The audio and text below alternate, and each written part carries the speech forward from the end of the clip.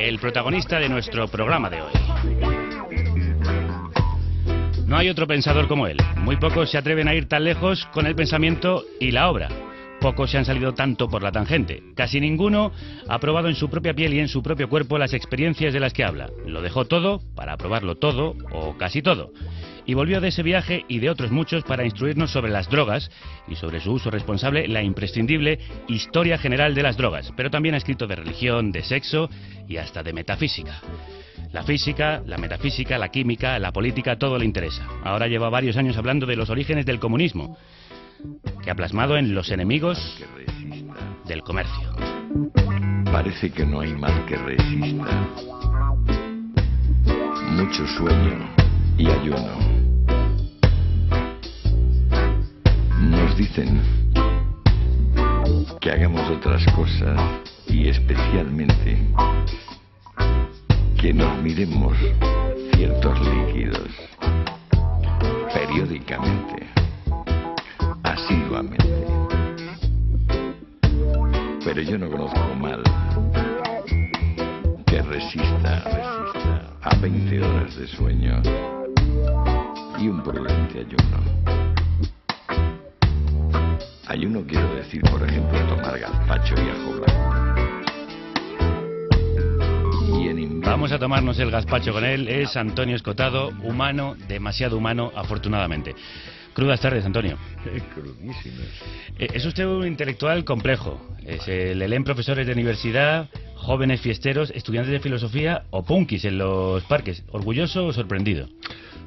Pues no sé, creo que ambas cosas. ¿Por qué cree que es tan transversal su obra y su discurso? Por el compromiso con la libertad que adquirí desde joven. Yo me había criado en Río de Janeiro y de repente caí aquí en este mundo ñoño, policial. Me repugnó todo mucho. Acabé pensando en meter batracios en el sagrario como una primera manifestación de protesta. Y bueno, pues hasta ahora. Notó muchísimo el cambio de Río de Janeiro, de donde estuvo creo de los 4 a los 14 a su vuelta aquí a España. Pues tanto, el catolicismo nacional mesetario, caramba. Luego además la mili fue para mí un infierno. Fui el único alférez degradado. Me mandaron de cabo primero, un batallón de castigo, en fin, mejor olvidar todo aquello. Yo de todas maneras me gustaría recordar, aunque sea algunos de los detalles de aquellos momentos. Creo que se peleó usted con militares, policía, curas. Muy a fondo, sí. Pensé matar a un brigada. Pues, como yo era sargento de guardia, me habían ascendido y tenía un buen naranjero con todo su cargador. Dije, qué enorme beneficio haría yo a este país si le metiera el cargador al brigada. Luego no lo hice. ¿Le hubiese gustado, aparte de todo, ser guitarrista? También. Quise ser la resurrección de Jimi Hendrix, pero vamos, me di cuenta a tiempo de que me faltaban varias cosas y sobre todo una banda que tuviera compasión por mis debilidades. Yo creo que en aquella época era un guitarrista bastante por encima de la media, pero siempre he tenido problemas con el tempo. Ajá. Es decir, al cabo de 5 o 6 compases a lo mejor me adelanto, me retraso. Y entonces, en vez de tener piedad de mí, el resto de la banda aprovechaba que como eran inferiores luego en ejecución o en imaginación, ahí, claro, metían el dedo en la herida y mi herida no sanaba. Bueno, pero esa herida quizá ha sanado gracias a que algunos músicos después han solicitado la colaboración de Antonio Escotado, como Andrés Calamaro. Sí, he tocado mucho con Andrés. Eso pasa poco ahora. Eso pasa poco ahora. Andrés Calamaro en este Nunca es igual. ¿Ha tocado mucho con Calamaro? Bueno, quiero decir, un par de jam sessions de esas ahí, pues cada cual por su lado. Andrés es bastante mejor que yo, aunque como sabes lo que mejor hace es las teclas. Es donde está en su elemento. ¿Sigue cogiendo la guitarra? Yo la cojo, lo que pasa es que cada vez tengo con la edad más débil o sea, me hace polvo las yemas de la mano izquierda. Se me quedan unos surcos ahí que digo, maldición. Sigo tocando como antes, pero claro, es un dolor. ¿Y qué cosas toca cuando la coge? Pues últimamente estoy intentando hacerme una versión rockera del canon de Pachelbel. Eso estaría muy bien.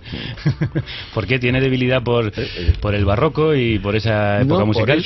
Por esa en particular. ¿Ha probado a tocarla ya? Sí que la toco. Tengo varias. Estoy en duda si hacerlo en clave de re o en clave de mi. Es más cómodo en clave de re, pero luego si consigo unas armonías más simpáticas. Bueno, en mi. Si en algún momento tiene esa versión de rockera del canon de Pachelbel, háganosla llegar. Estudió usted Derecho y trabajó en un banco durante muchos años. Derecho y filosofía. Lo que pasa es que los que enseñaban filosofía, pues me fui a los 3 años de empezar a ver gente incompetente. Y Derecho al fin y al cabo daba para encontrar una salida. Y efectivamente terminé Derecho, hice unas oposiciones al Banco de España y me metí en el ICO.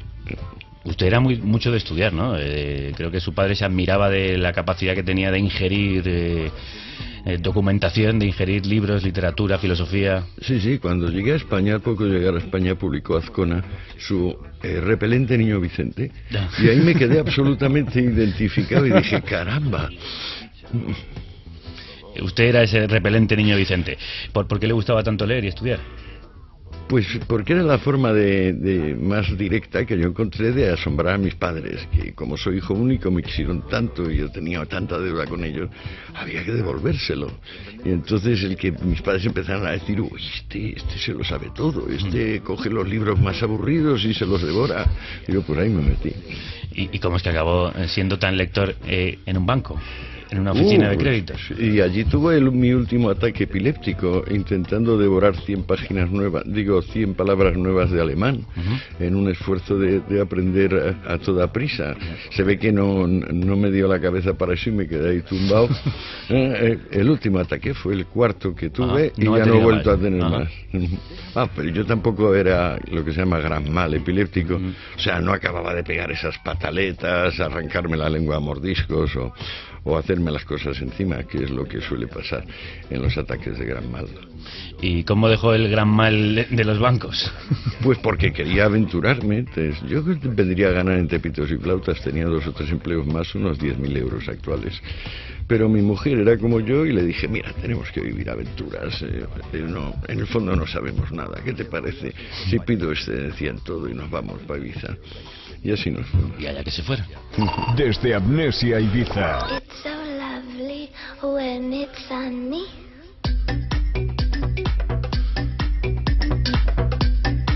Y en Ibiza, entre otras cosas, fundó la discoteca Amnesia. Como un filósofo, un amante del estudio. ¿Cómo un filósofo, un amante del estudio se mete a gestor de templos psicotrópicos? Bueno, me quedó un dinerito al morir mamá. El año anterior había muerto papá. No sabía qué hacer con él y como la mitad de ese dinerito se puso para convertir una casa de campo muy bonita en un café cantante. Y como había músicos notables entonces en la isla, no españoles, pero sí de todo el mundo, pues bueno, que tuvo un gran éxito durante un cierto tiempo. No sé, quizá fueron 9, 10 meses que lo gestionamos. Pero entre que teníamos muchos amigos gorrones, que literalmente se llevaban botellas de whisky, y muchos más que no pagaban sus consumiciones, pues claro, nuestro problema de fin de mes era con Cash Benirras, que era la empresa de Matutes, distribuidora mayorista de, pues eso, de Coca-Cola, cerveza, etcétera. Y claro, íbamos muy mal, cada vez peor. Así que lo tuvo que dejar. Bueno, podía haberlo conservado perfectamente. O sea, soy un imbécil. La actual Amnesia está facturando 300 millones al mes. Pues sí, perdona que se lo diga, pero sí, una gran estupidez. Sí. Pero da igual, yo seguía buscándome a mí mismo, seguía buscando la aventura. Como yo no perdí dinero. Y me quedé además con un par de guitarras, una SG de 1960, como la de Frank Zappa, vamos, ¿no? Y pues nada. Antonio, ¿cómo se buscó usted en Ibiza? ¿Qué es lo que hizo? ¿Qué hacía allí? Pues me buscaba saber quién era. Y también me buscaba, aparte de saber quién era, qué tipo de cosa podía hacer de forma más magistral y por tanto más útil para terceros. No sabía si la literatura, si la música, si la política, si la investigación, Luego acabé diciendo que yo para lo que daba era para ser un historiador, y entonces me fui consolidando como historiador. Historiador de las drogas en un principio, fue el, digamos, de todo, sí, lo ha sido de todo, y ha hablado de eso, ya lo hemos dicho, de sexo, de religión, presocráticos, de presocráticos. Ahora mismo está Historia recorriendo de la las- historia moral de la propiedad Sí. privada, de lo que hablaremos a lo largo de los próximos minutos, pero antes yo quería saber cómo descubre en Ibiza que es un historiador, y sobre todo esa pasión por las drogas Bueno. esa necesidad de conocer el mundo de la droga. No, las drogas representaban en aquel momento un menú alternativo. Y como en general la juventud, incluso alguna persona un poco de la generación siguiente, proponía un cambio sistémico en el mundo, mantener un suministro regular de las drogas alternativas era lo mismo que alimentar la tribu. Y el que tenía el más alto nivel, la jerarquía máxima, era el dealer, en la medida en que él daba ese abastecimiento nuclear mucho más básico que la harina de centeno, que los huevos o que las manzanas. Yo llegué a Ibiza convencido de que lo mejor que podía pasarme es llegar a ser un gran dealer, es decir, un gran distribuidor que cuidase los precios, la calidad y que repartiese generosamente. Naturalmente no era justo lo que deseaba la sociedad española o el cuerpo de policía o la iglesia en ese momento. Pero esta tendencia así como subversiva siempre ha sido superior a mis fuerzas. ¿Pudo probar muchas cosas allí en Ibiza? Ya había probado bastantes en Madrid, pero en Ibiza probé muchas más. ¿Había de todo a disposición de todos? Bueno, hay más todavía ahora en Ibiza.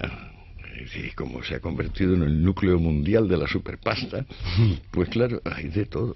Sigue yendo usted a Ibiza, ¿verdad? Sí que voy. ¿Y le gusta menos que le gustaba aquella Ibiza de entonces? Pues no sé qué te diría. Aquella Ibiza entonces era de vida o muerte para mí, porque yo me estaba formando, ahora ya está formado, de modo que ahora voy como observador, y entonces iba como protagonista. Allí fue como protagonista y, como decía, probó mucho. Ya había probado en Madrid, pero probó mucho de las drogas, y en los años 80 era común ver a Antonio Escotado en televisión hablando sobre ellas. Bueno, yo, lo que tú has planteado, yo estoy en absoluto en desacuerdo. O sea, Ya que lo se comprendo. legalice la droga, Pero no a mí me- me parece no me he que podido es explicar, ¿eh? gravísimo. Pero Y entonces ¿de si verdad resulta tú que además crees? de todo este mogollón que tenemos, ahora vamos a legalizar la marihuana, la heroína y un montón de drogas. Un momento, ¿Eh? es que yo necesito Oye, a mí para me parece explicar mi esto un opinión por lo absoluto menos un desmadre, minuto. vamos. Yo no propongo legalizar sin más, yo digo, uno, ¿se ha conseguido reducir el consumo de drogas con las diversas medidas terapéuticas y penales? Bueno, es Creo mira, que claramente no. En televisión se organizaron debates tendenciosos. Bueno, mientras escuchamos a Black Sabbath, hacía Antonio Escotado el gesto de la guitarra. Estamos escuchando Sweet Leaf de Black Sabbath, y decía que en televisión se organizaron debates tendenciosos en los que se confrontaba su discurso antiprohibicionista con gente que trabajaba con toxicómanos, incluso familias de algunos fallecidos por las drogas. ¿No pensó en dejar de predicar en el desierto? ¿Qué le aportaron esas experiencias? Dinero. O sea, nunca iba sin cobrar. Y siempre se lo decía a mis contrincantes, dándoles, digamos, su principal arma. Usted solo lo hace por dinero. Y yo decía, sí, estoy ciego por la pasta. En cambio, a usted no le importa nada. ¿Crees que se ha conseguido contar bien a la sociedad española lo que las drogas pueden ser? A mí me parece que el granito de arena que puse yo con los 3 tomos, ahora editados en uno solo, en 1600 páginas, es... salvo error, la aportación máxima que se ha hecho en este país. Pero lo entiende la sociedad, es decir, somos más abiertos de mente, somos capaces de pensar que quizá no es la prohibición sino la legalización el mejor medio para acabar con no solo la lacra de la droga sino del narcotráfico. Sí, es que la droga es una entelequia como el demonio, por ejemplo. Pero yo nunca he propuesto legalizar, ¿eh?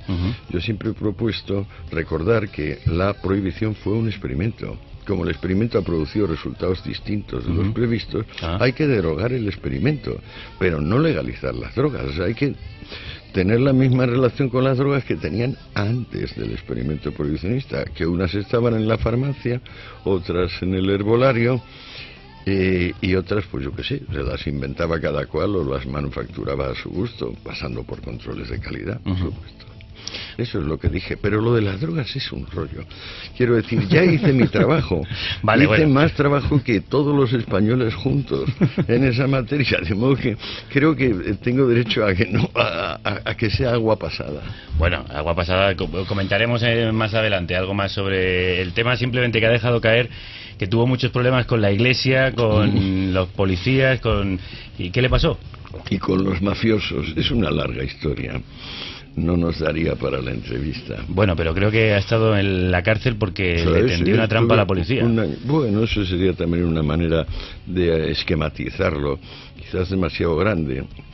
Sí.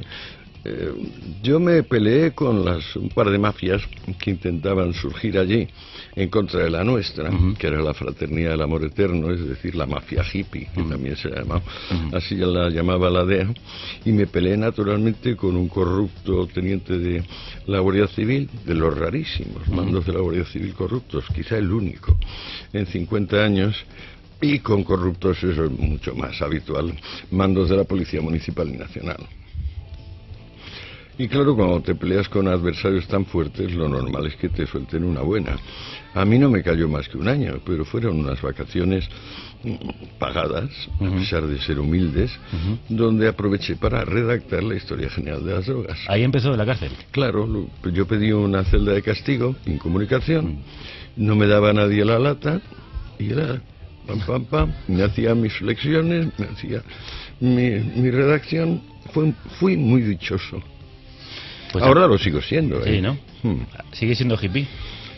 Bueno, a mí siempre me dio un poco de vergüenza lo de hippie. Primero porque es una palabra inglesa.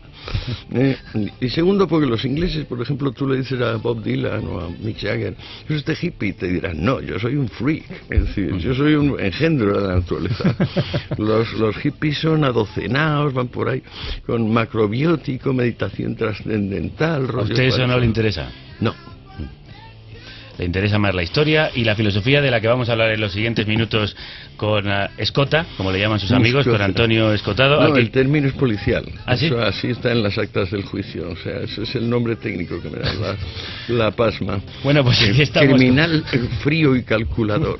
Aquí estamos con este criminal frío y calculador conocido como Escota, al que queremos dedicarle este tema de Rafael Berrio, de su último disco, del artista vasco, un disco titulado Diarios, que incluye este tema llamado Santos Mártires Yonkis.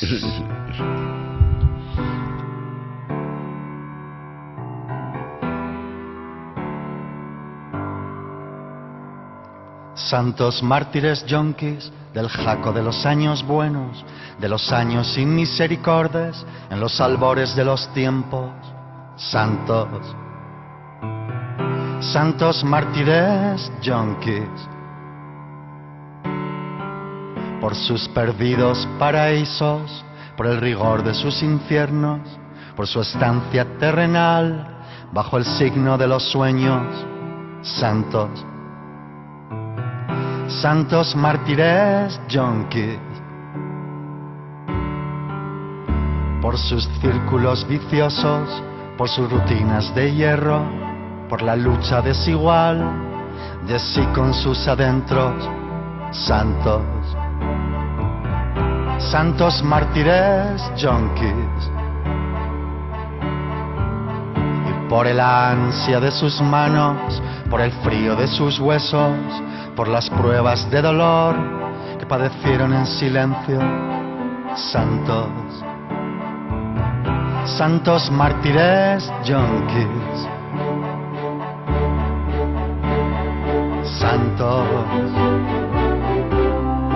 mártires yonkis del jaco de los años buenos, de los años inmisericordes, misericordes, santos,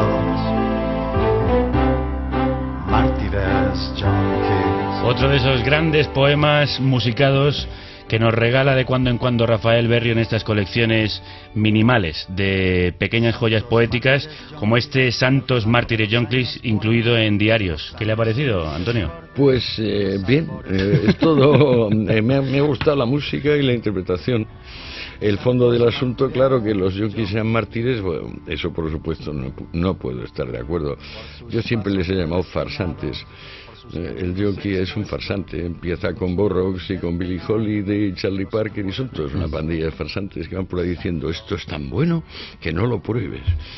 Entonces el tema este de no saber controlar la fuente de placer, morir de placer, el flash es un orgasmo, todo eso son pamplinas de cobardes. Pero quizás que no nos enseñan a controlar el placer, y aquello que más amamos nos destruye. No, es que no vamos a ser enseñados toda la vida. El señor Burroughs y el señor Parker eran mayores de edad de sobra cuando empezaron a coquetear con esto.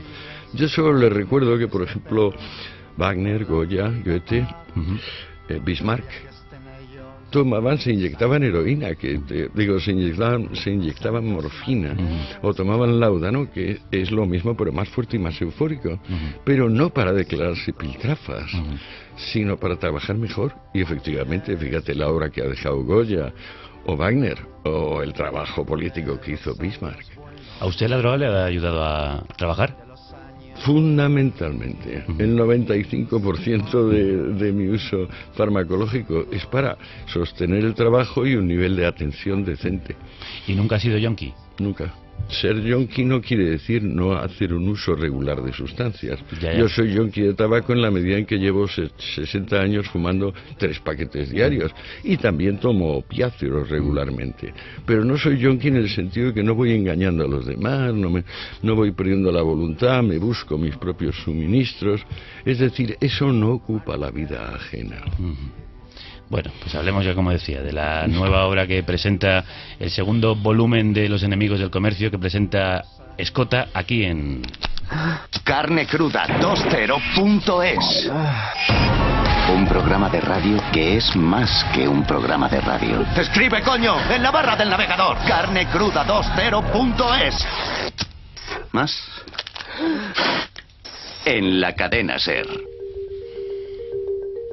Norteamérica ni había conocido ni conocería tampoco el proyecto de abolir por decreto el tuyo y el mío, pero al mirarlo algo más de cerca, comprobamos que la comunidad de bienes fue un asunto crucial para los primeros pobladores de Nueva Inglaterra, y que el espíritu del capitalismo norteamericano se entrelaza con una secuencia de sectas comunistas que fueron llegando o formándose allí desde finales del siglo XVIII. Ellas iban a ser los ensayos del colectivismo más duraderos y prósperos del planeta. Los enemigos del comercio, una historia moral de la propiedad. Antonio Escotado. Lleva ya años trabajando en esa historia del comunismo y de la propiedad privada, de la que ahora nos entrega el segundo volumen, del que hemos escuchado un fragmento. ¿Los primeros capitalistas norteamericanos eran comunistas? Sí. Anda. No, pero no lo eran al salir para Estados Unidos, pero viendo aquellas sectas, fueron 6, las dificultades que el medio presentaban, decidieron que la única manera de sobrevivir era poner todo en común.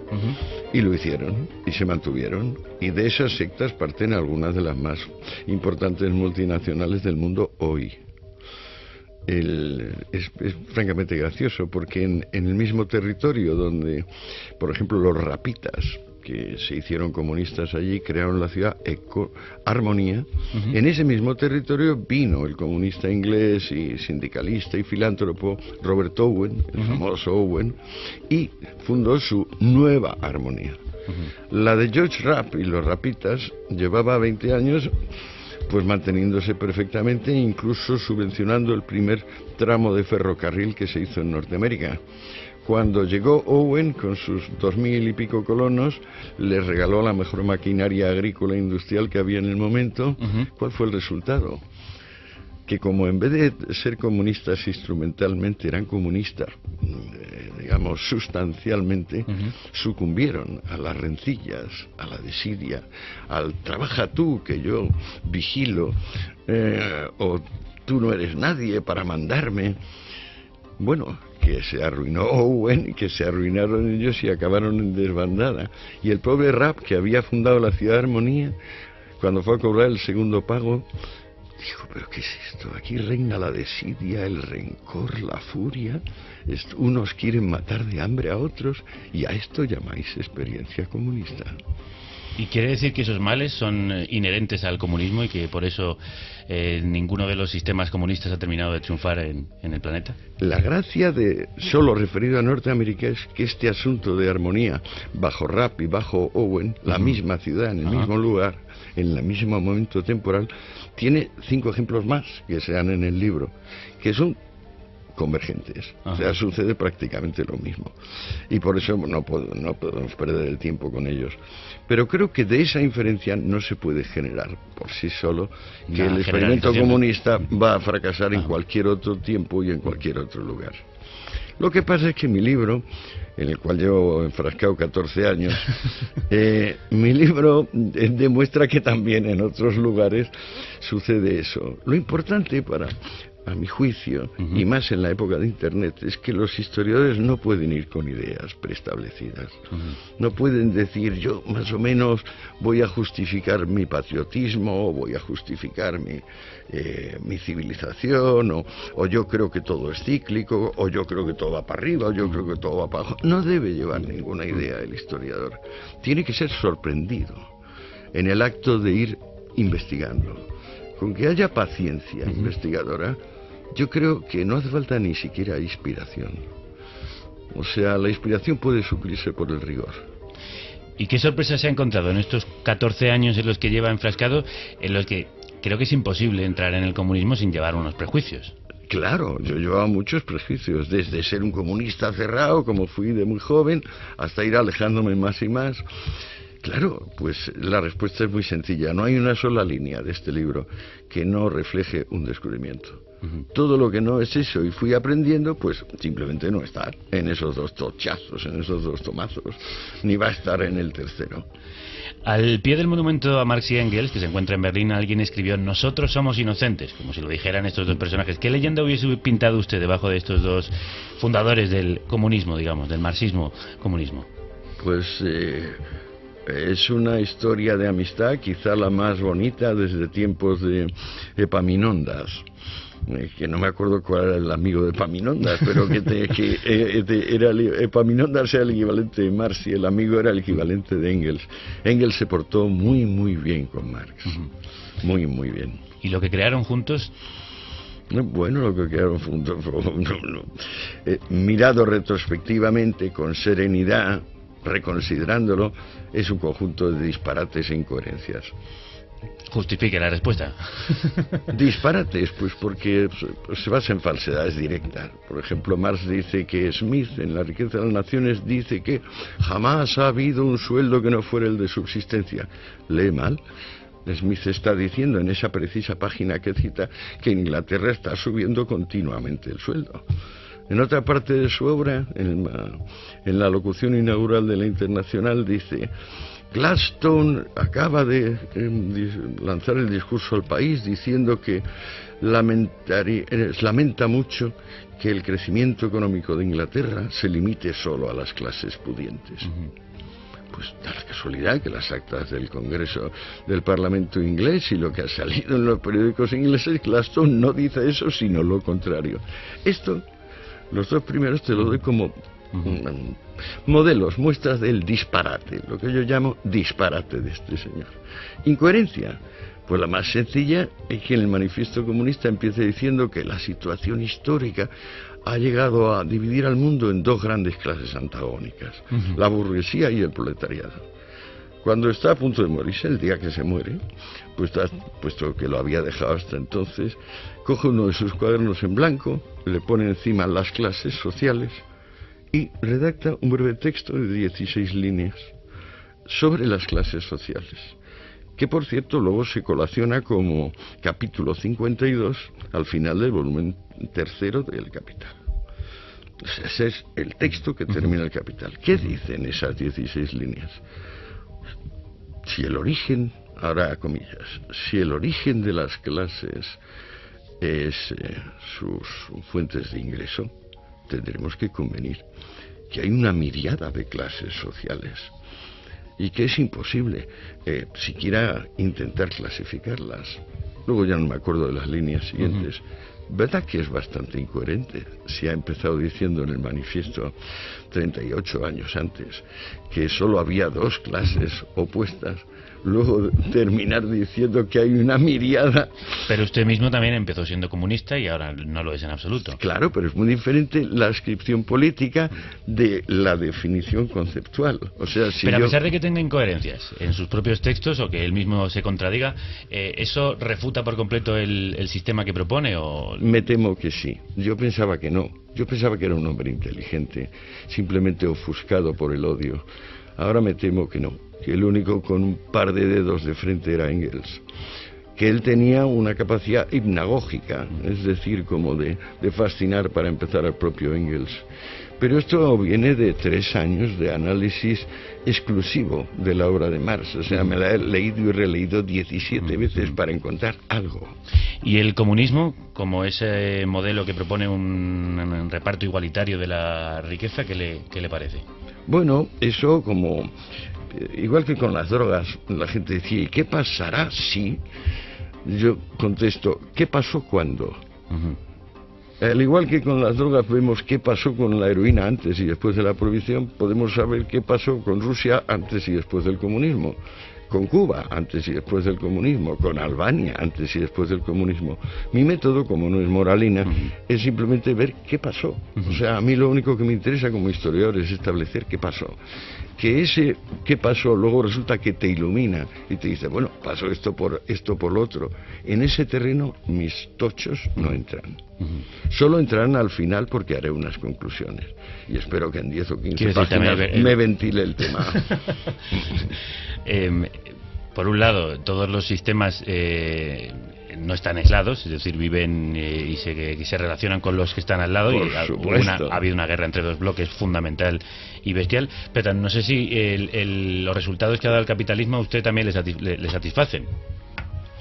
Bueno, es que el capitalismo es un orden de cooperación que no se había descubierto hasta entonces. Fue el primero que consiguió vincular seriamente la inversión y la producción.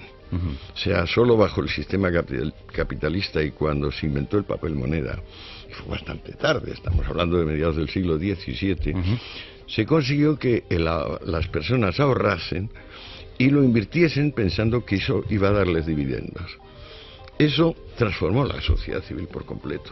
Hasta entonces había un anillo de producción y consumo donde prácticamente no se salía de unos márgenes muy pequeños. Con el capitalismo industrial y con el papel moneda surgió una espiral potente donde el riesgo se convertía en lo fundamental. O sea, navegar el riesgo se convertía en lo esencial del sistema y entonces empezó a producir eso. O sea que el PIB de todos los países donde se aplicó eso empezó a subir a una mediana de 2%. Y claro, lo que había habido históricamente era o lo mismo o menos.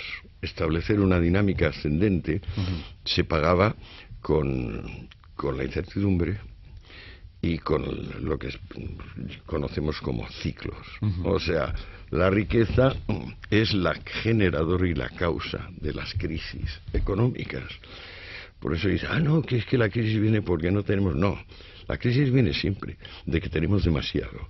Y entonces al tener demasiado los precios suben, se disparan y ya las cosas no se pueden intercambiar. La crisis significa desplome de precio para que puedan otra vez volver a intercambiarse. El capitalismo sentó un sistema basado en el riesgo y en la maestría y sobre todo en el profesionalismo que el mundo no conocía hasta entonces, porque el mundo era una sociedad clerical militar. Es decir, estaban los salvadores espirituales y estaban luego los que llevaban la cachiporra militar y el cañón. Con el capitalismo apareció la sociedad comercial, que tiene mucho de ladronzuelo, pero desborda la picaresca. O sea, la picaresca es lo que hay cuando un país no se ha industrializado. Pero también ese capitalismo, que como usted decía, lleva a que tengamos demasiado. No todo el mundo tiene demasiado y a veces además producir en exceso ahoga al propio sistema. Claro. El primer tema que crea digamos la revolución industrial es que en vez de crisis por tener demasiado poco, tenemos almacenes inmensos de productos que no podemos vender. Mientras hay gente que se muere de hambre. Sí, no, lo que pasa es que la gente que se muere, esto también es importante, esta es, digamos, una función que hay que mantener en todo momento, el relativismo histórico. ¿Cuánta gente se muere de hambre por siglo? Porque claro, ahora estamos diciendo se muere la gente de hambre en África, no podemos decir que se muere la gente de hambre en Suiza o en España porque eso es irreal, pero podemos decirlo en África. Muy bien, pero es que hace 3 siglos... Igual que lo decimos ahora en África, lo decíamos de Suiza y España. No se puede olvidar las magnitudes relativas. O sea, el morirse de hambre se ha desaparecido prácticamente del mundo en relación con lo que pasaba. Vamos a ver concretamente, desde que Lenin llega al poder, en el año 18, hasta el año 23, ¿cuántos rusos mueren de hambre? 38 millones. De un país que tenía 160. No sé si os hacéis una idea, esto es unos 13.000 diarios. Más del 60% niños. ¿Os imagináis? Esa es la situación más penosa que ha padecido la especie humana desde que hay memoria histórica. ¿A qué no sabíais el dato? No, lo desconocíamos. Yo lo tengo y lo confirmo por varias fuentes distintas. ¿Por qué no se ha repartido ese dato? ¿Será el deseo de imparcialidad que tiene la conciencia roja? Veo que está completamente en contra de... se ha convertido en el mayor enemigo del comunismo, no lo sé. ¿Qué va? Por decir un dato me convirtió en un enemigo. No. Lo digo por el comentario de la conciencia roja. Es que la forma mejor de comprender al comunista es saber que es una forma de conciencia, no es una doctrina política, es mucho más una fe religiosa. Pero dentro de la fe religiosa, el mismo Marx habla de la religión política, nosotros como religión política, además de fe religiosa es un espíritu, es el espíritu del Sermón de la Montaña. Benditos sean los pobres de espíritu, porque de ellos es el reino. En segundo lugar, también pone Jesús ahí a los pobres materiales, a los perseguidos por la justicia. Pero lo primero es el pobre de espíritu. El primer apologeta, Tertuliano, que es un romano, no es un judío, dice, qué alegría tendré viendo cómo Homero, Platón, Aristóteles y Euclides se tuestan en el infierno para siempre, con toda su sabiduría pagana. Esos ricos de espíritu al fin serán exterminados. A mí no me gusta este tipo de rollo. Ha dado usted un dato contundente del comunismo, pero tampoco relativicemos lo que está sucediendo en Europa o en este país en este momento, que la gente quizá no se muere de hambre, pero está pasando auténticas penurias. Sí, y proviene de un sistema, quiero decir, a ellos su dolor no se le puede relativizar, y eso proviene de un sistema profundamente injusto. Bueno, el sistema profundamente injusto se puede considerar un reflejo de la imperfección natural de todos y cada uno de nosotros, que somos en el fondo muy poca cosa. La sociedad civil es como llamaba Adam Smith, la gran sociedad, es un aglomerado de grupos, subgrupos, tendencias generales, particulares, algunas centrípetas, otras centrífugas. Bueno, pero no podemos obviar que en el sistema actual en el que nos movemos, las grandes corporaciones, grandes poderes capitalistas son los que están manejando el tinglado. Claro, se podía esperar, entonces mejor que lo maneje Fidel Castro, por ejemplo, Lenin. No, pero si es que comparar uno con otro, no, es decir, ahí es entrar en una falacia también argumentativa. Que uno sea peor que otro, o que ambos no nos gusten o nos parezcan mal, no quiere decir que sea la mejor. Estamos diciendo entonces que el capitalismo es el mejor de los peores mundos posibles, ¿no? El capitalismo no es un mal menor como la democracia podría considerarse. El capitalismo es ciertamente un invento que ha permitido salir del estado salvaje y clerical militar y entrar en unas sociedades, pues claro, primero hicieron una revolución industrial, ahora estamos en medio de una revolución tecnológica. Es impensable el futuro de la humanidad desde que se produjo ese acuerdo entre inversores y productores, mediado por el descubrimiento del papel moneda, allá por finales del 17. Desde ese instante la gente dejó de tener el dinero escondido debajo del colchón. Y al dejar de tenerlo escondido debajo del colchón, empezaron a surgir personajes. Y donde estaba el guerrero y el clérigo, el uno rezando todo el día y el otro pegando espadazos todo el día, apareció el empresario fabricante, que no solo tenía ideas y las ponía en práctica, sino que contaba con la propiedad intelectual, el derecho de propiedad intelectual, la patente, como una reserva para no ser copiado. Y así se fue defendiendo la humanidad de sus salvadores, que son sus verdaderos peligros de siempre. Salvador moral, el salvador material. Nos queda mucho, pero yo creo que el capitalismo privado ha sido un factor positivo. No puedo pensar lo mismo del capitalismo estatal, digamos el que ha aplicado el Imperio Romano, el que aplicó Lenin, eso, o el que tienen ahora en Corea del Norte. Eso me parece que es una falacia retrógrada. Usted es un liberal auténtico. Estoy asombrado de que la palabra libertad no evoque un respeto reverencial en todo el mundo. Yo no lo he dicho como insulto. Tú no lo dices como insulto, pero por ejemplo de los Ríos, cuando el hijo de Ginés, el sobrino de Ginés de los Ríos, que era el diputado, el jefe del PSOE español en aquel momento, fue a Rusia a hablar con Lenin para ver si España, el PSOE particularmente, entraba en la Comintern, o sea, en la Internacional Comunista, y habló con Lenin, esto está en un libro muy bonito, editado por Alianza Editorial, y le dijo, pero ¿y de la libertad qué? Y dice Lenin, de libertad no hemos hablado nunca. ¿Libertad para qué? Dijo Lenin. Lo que necesitamos es depurar a este país de arañas, renacuajos y parásitos.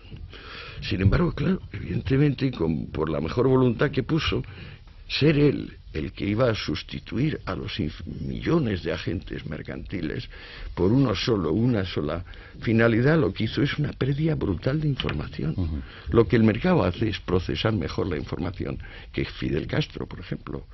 O sea, el mercado es imperfecto y ya veremos. Muy imperfecto, Antonio. Bueno, muy imperfecto. Yo creo que ahí ya es apostillar. O sea, él es un procesador de información. Yo traducir mercado por autonomía de la voluntad me parece más aproximado. Si no hay mercado, no hay autonomía de la voluntad. Él siempre ha defendido la autonomía de la libertad. Nos decía un oyente en Twitter, Antonio Beltrán, cuidado con Escotado, que el liberalismo lo tiene a flor de piel. Y otro oyente, Julián López, protestaba en Facebook porque una historia sobre el comunismo llevase por título Los enemigos del comercio. Por partes, ¿qué le diferencia a usted de los neoliberales que nos aterran hoy en día con su manejo del mundo? No sé qué me diferenciará. La verdad es que a quien me pregunta por los neoliberales le suelo preguntar yo ¿a quién se refiere? Con nombres y apellidos, ¿a quién se refiere? Y la verdad, creo que lo he preguntado en torno a las 100 veces y todavía estoy esperando respuesta. ¿Por qué ha llamado a su libro Los enemigos del comercio? Porque en la base incambiable del comunismo, desde que lo formula Juan Bautista, el primo de Jesús, hasta el mismo día de hoy, es que la propiedad es un robo y el comercio es su instrumento. Los enemigos de la propiedad son enemigos del comercio. Y ¿por qué no llamarles por ese nombre? También pensé llamarlo crítica de la conciencia roja y también pensé llamarlo historia de la restitución, porque la palabra restitución es el término mágico que agrupa a los pobristas desde el año 60 a.C. hasta nuestros días. Restituir al pueblo, restituir a las personas. ¿Y usted no cree en la restitución, ni en la distribución más igualitaria de la riqueza, ni en la justicia social? No, la distribución más igualitaria de la riqueza se ha producido hace mucho tiempo. El contraste entre lo que tenía un emperador romano y lo que tenía un carpintero, y lo que tiene el presidente del gobierno de cualquier país europeo y un carpintero, es una magnitud que se ha reducido por lo menos en el 6000%. Es decir, vamos en un mundo igualitarista. O sea, la única forma de alcanzar la igualdad es aumentar la renta nacional. O sea, no expoliando a los ricos, sino multiplicándolos. Pero también a veces se expolia el planeta. Muchas veces. El comercio tiene ese lado creativo, honrado. Creativo o destructivo. Creativo, honrado, y tiene el lado penal, estafatorio, tramposo, brutal, además, de tonto el último. O sea, que era un negocio que en realidad va bien, pero sí que no va a ir bien más allá. Entonces, una vez que ha subido mucho, voy, lo vendo y se lo quedo. Claro que pasa eso. Pero es que no somos niños de primaria. Tenemos que darnos cuenta de que todo es blanco, negro y gris y del resto de los colores. O sea, lo que se pide al espíritu humano es ecuanimidad, templanza, moderación y, por supuesto, estar informado de aquello lo que se dice. Escucha una cosa que te voy a decir. De la piel para adentro comienza mi exclusiva jurisdicción. Elijo yo aquello que pueda o no cruzar esa frontera. Soy un estado soberano y las lindes de mi piel me resultan mucho más sagradas que los confines políticos de cualquier país.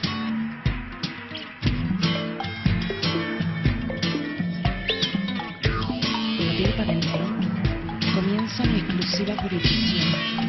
Elijo yo aquello que pueda o no cruzar esa frontera. Soy un estado soberano y las lindes de mi piel me resultan mucho más sagradas que los confines políticos de cualquier país. ¿Te has enterado?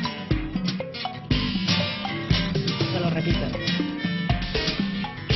De la piel para adentro comienza mi exclusiva jurisdicción. Elijo yo aquello que pueda o no cruzar esa frontera. Soy un estado soberano y las lindes de mi piel me resultan mucho más sagradas que los confines políticos de cualquier país. De cualquier país. De cualquier país. Vamos a ver cómo vamos. De la piel para adentro mando yo y ejerzo mi exclusiva jurisdicción y soy un estado soberano, como escribía el señor Antonio Escotado en la Historia General de las Drogas, una letra que fue utilizada para esta canción, este tema de Mil Dolores Pequeños, la banda de Ajo, hoy micropoetisa, junto a Javier Piñandongo y Javier Colis, a los que acompañó también con la guitarra, como nos estaba contando el propio Antonio Escotado. En este tema que se convirtió casi en un hito en los años 90, como eran también un hito subterráneo, Mil Dolores Pequeños, amigos tuyos, ¿no? Sí, muy amigos. Pues ya hemos empezado hablando de guitarras y acabamos escuchando las guitarras que inspiró la palabra de Antonio Escotado, Escota. Necesito porros porque la eternidad es un aburrimiento de mierda. Eso decía Jess Franco, y vamos a acabar esta charla con Escota, no hablando de la historia general de las drogas, sino muy brevemente de la historia particular de las drogas. Su historia particular. Le voy a pedir brevedad en las respuestas, Antonio. Una droga para sentirse invencible. Gimnasia todos los días. ¿Sigue siendo consumidor habitual? Sí. ¿Con qué droga ha aprendido más de sí mismo? Con la 2CB. También se llama Nexus o Afro. ¿Y qué es lo que qué efectos produce?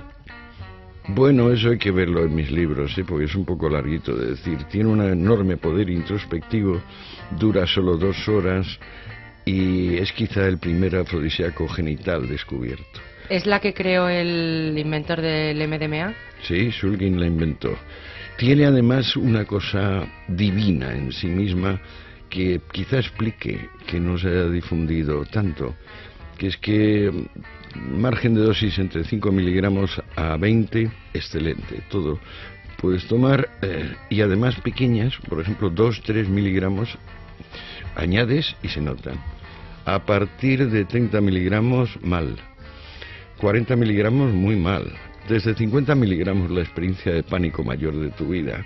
Nadie ha llegado a los 100 miligramos porque uno que estuvo en 92 se tiró por la ventana. O sea, se te hace insufrible la vida. Eso es justicia poética. Esa es una droga maravillosa. Pero hay tanta piltrafa por ahí circulando y tomando drogas con tanto desprecio respecto de sí y con tantas ganas de chantajear a los demás, que la 2CB, pues, ya lo ves, todavía no ha prosperado. ¿Alguna le ha dado miedo a alguna droga? Sí, sí, cuando hicieron los experimentos con cloroformo, con datura, con neurolépticos, me encontré mal y me dio miedo. ¿Y cuál es a su juicio la droga más creativa? No, no hay ninguna droga, para mi juicio, más creativa.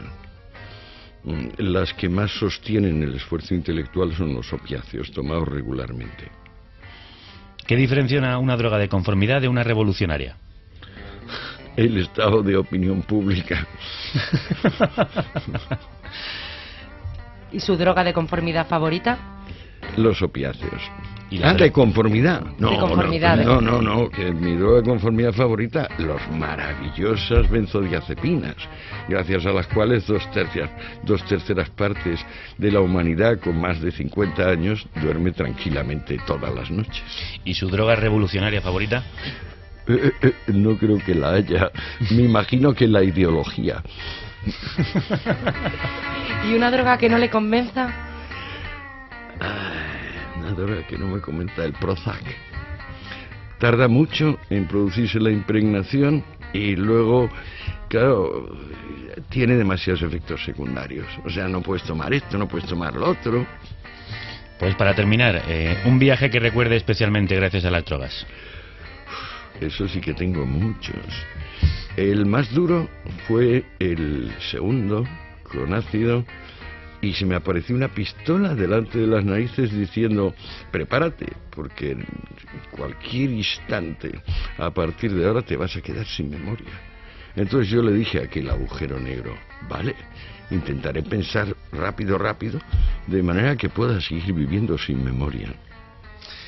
Sin memoria no puede vivir Antonio Escotado, que es una enciclopedia andante, como demuestra en Los enemigos del comercio, una historia moral de la propiedad, de la que acaba de publicar el segundo volumen. Ha sido un placer hablar con Escota. Vale, y haberle conocido. Gracias, jefe. Un abrazo muy fuerte, jefe. Y nosotros nos vamos a ir de viaje, sin necesidad de drogas, con la droga de la música. A mí, cuando empiezo el siguiente espacio, también me pasa como Antonio Escotado. Veo una pistola apuntándome a la cabeza, a punto de matarme.